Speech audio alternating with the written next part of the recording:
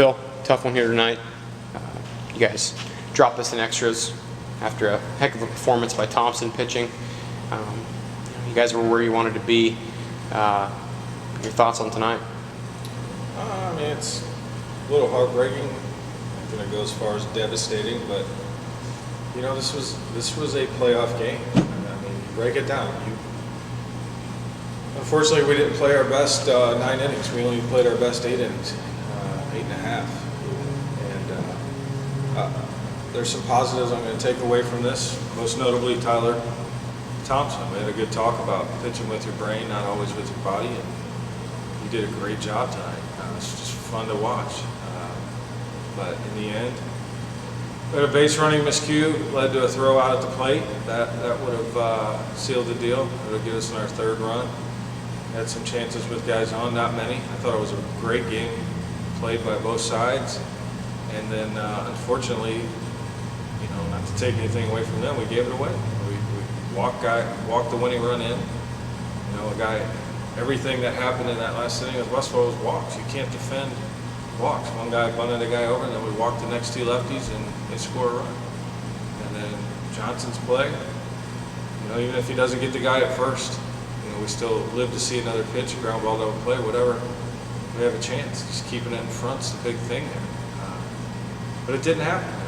You know, our hitters didn't score enough to make up, you know, for the miscues on the mound and the error late in the game. So it's a team loss. It's not one guy, but you know, nothing much to say really. I'm proud of my guys for the way they competed. It's just unfortunate, you know. This time of year, you're either good enough or you're not.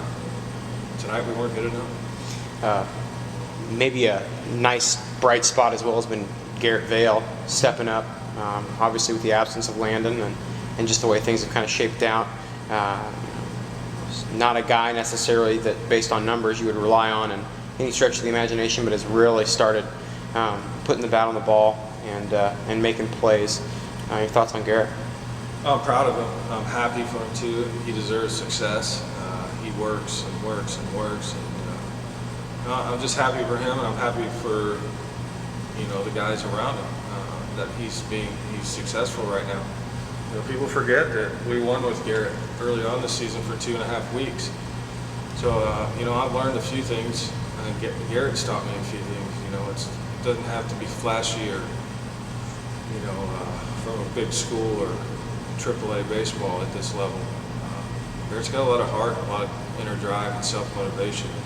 He's the kind of guys that will succeed when it's all said and done. So I'm happy and proud of him.